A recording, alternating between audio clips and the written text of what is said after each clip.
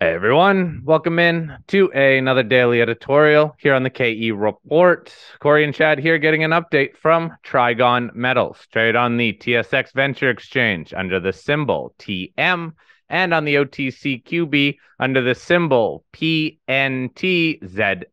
We are chatting with the CEO of Trigon Metals, Jed Richardson. Now we're going to be focusing a lot on the company's Kombat Copper Project in Namibia.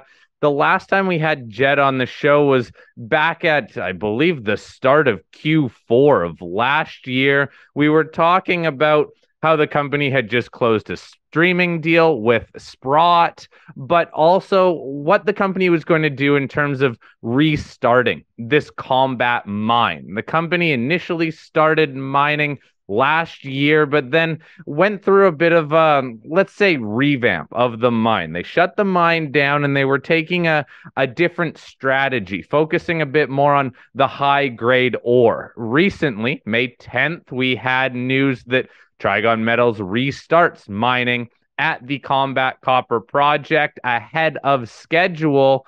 There's a lot of news that has trickled in prior to that May 10th news release. But Jed, I really want to focus big picture here on this strategy, how you are going about refocusing this Kombat mine on some of the high grade ore, really with a focus around economics. Please take us through, again, this strategy. What is the company doing to generate some better margins, some better revenue out of this mine, please? Thanks, Corey. When it comes to Kombat and when it comes to the pause of operations that we did back last year, the focus from that point was around two things. One was being better capitalized as we operated. A lot of our troubles that we faced last year were around not having enough capital to get the operation going at a proper level. And the other part was grade control. So in the Kombat open pit resources, what we've really recognized is there's two trends of mineralization. In a lot of ways, this would be a positive because it's actually shown us that there's a second system of mineralization at surface. But the central trend where we started last year turned out to be more disseminate, where there was veinlets of copper mineralization as opposed to the lenses of tabular massive sulfide that has been the hallmark of Kombat for its entire history. So where that created a problem was, while we could still hit average grades of 1% copper, we were struggling with dilution. So for each ton of ore that was mined, we were getting a lot of infiltration of non-mineralized wall rock around what we were targeting. And this created a problem where the 1% that we're hoping to deliver to the mill was getting diluted, and sometimes it would be 0.8%, or sometimes as low as 0.6%. And that really was making it a challenge for our mill to efficiently process our material. So now, restarting in May, you can see back to our last conversation, the first thing was getting the capital in order. And we did that with the silver stream quite successfully. We're still sitting with upwards of 18 million US of capital on our balance sheet. Now, the ore, though, if you look back over the last now 9 months, you can see we've been steadily putting out drill results, and that is both new resources that we're adding, but also demonstrating the quality of the mineralization that we're seeing on the Kombat trend. So that's most of the results that we put out so far are all focused on the Kavango pits, we're calling them. So Kavango North, and Kavango West. Each of them are the type of mineralization that we've mined historically at the Kombat mine, where we do see these tabular lenses of mineralization. Additionally, we're also targeting higher grade. So Instead of focusing on hitting an average grade of 1% copper, we're now looking at 1.2%, and we're doing it from these bodies that we can control our dilution with. So yes, we started mining on the 9th. We're now mining at the open pit. We are mining ore and waste, but building a stockpile of our ore with a view to have the mill starting operation in July, and a target of hitting commercial levels of production come September. But we're in a lot better position than we were this time last year. Well, Jed, let's jump in a little more to the idea of the grade control, which I think is key for the company to be able to have better economics on these lens-like areas as opposed to all the veinlets. And in particular, some of the drilling you've done from the Kavango North, Kavango West. I guess for people that don't have a mining background or people listening to this that are seeing, hey, you're making it back in production, simplify it down to just the drilling that you've done. What is the takeaway investors should have as far as how that will lead to success in mining? I guess just visually, what we're looking at now would be the difference in mining like fists versus fingers, where we were last year from the central pit, we were looking at fingers of mineralization. Now on the Kombat trend, we're looking at blocks like fists. As a result, there's a more mineralization that has less surface area kind of exposed to waste, and that allows us to really control the grade that goes to the mill. Now, why this is really key is less simple tons. If I'm now running a mill at 1,000 tons per day, and I have 100% of that being ore, then I have a good anticipation of how much material I'm going to get out of it. For every 1,000 tons, I'm going to be getting 10 tons of copper, and the costs are going to be averaged out by the value of that copper. When I start having dilution, in some cases it was as bad as 30%, then I'm not using my mill very efficiently. I'm now taking what was 1% copper and getting 30% of that diluted down by the waste. And that immediately hits the bottom line because all of the costs are the same. I'm using the same amount of reagents, the same amount of electricity, but I'm doing it with less valuable material that's actually being run through the mill. So grade control is really like your first line of defense when you're talking about protecting your operating costs. So that is controlled by looking at by having very good data on what's going in and out of the mill. But part of that is like, I'll call it like God's blessing, right? So where if you're dealing with material like we're talking about of the Kombat trend, where you're more tabular, blocky, like the fist of mineralization versus the fingers on the central trend, you've got a leg up on that fight for grade. And that's where we are right now. We're dealing with mineralization that is more tabular and easier for us to control grade. Over the next few weeks, we'll start putting out some more drill results in some other newer areas, and you'll be able to quickly understand and see the quality of the mineralization has definitely changed from where we were when we started in January 2022. So then, Jed, once you start delivering this material to the mill, I want to talk a little bit about financials. You mentioned you still have about $18 million that the company is sitting on. You are drilling, but when it comes to continued development and production, what are you looking at in terms of, let's say, forecasts for copper production, and what extra costs do you need to spend to get there? Sure. So the key thing, and has always been the key thing, is getting back underground. the capital that we have on the balance sheet really is earmarked for that, with a view to be back underground mining next year. So come July next year, we should be back mining underground.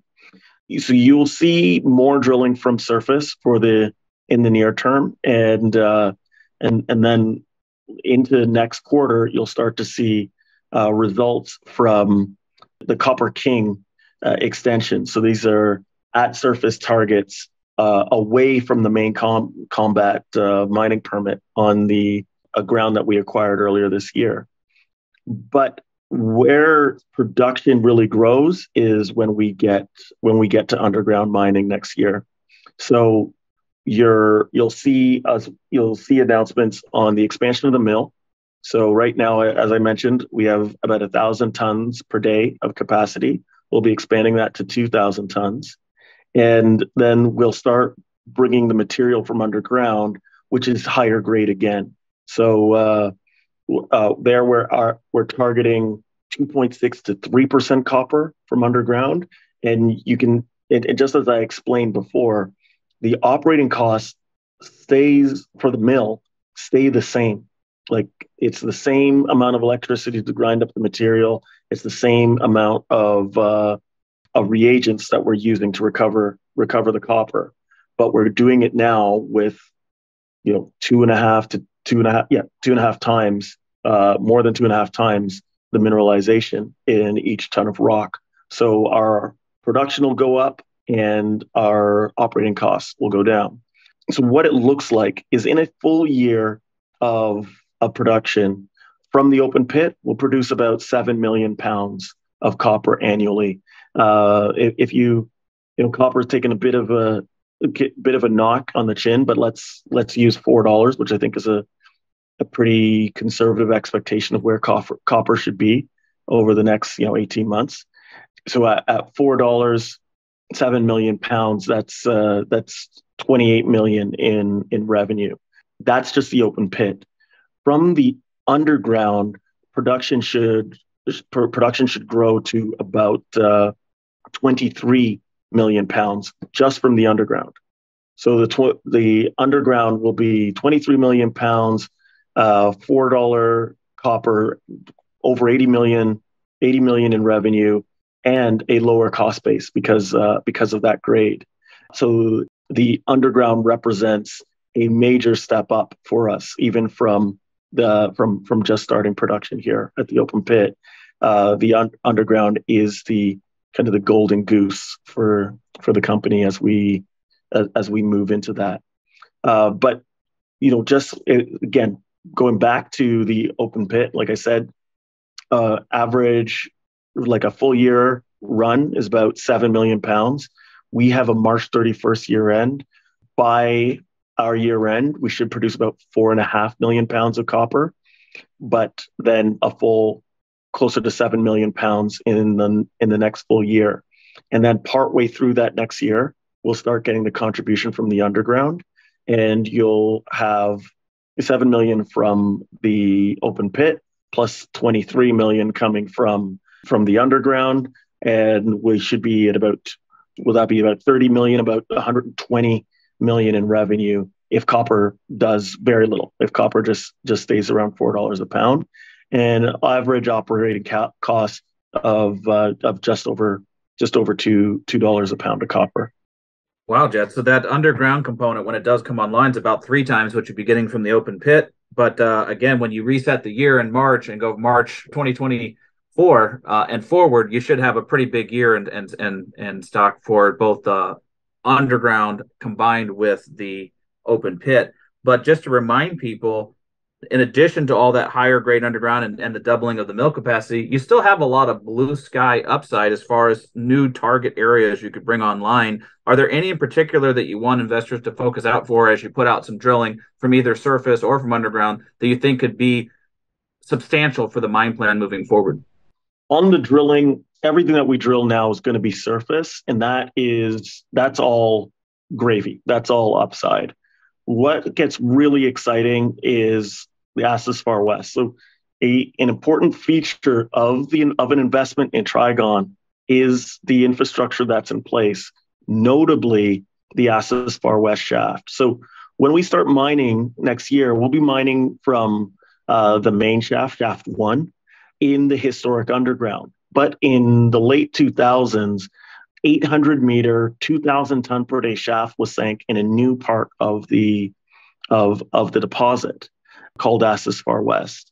That's our big blue sky opportunity. And that's not included in our view for next year mining underground, because under a weird circumstance, that shaft was sank before resources were built in that area.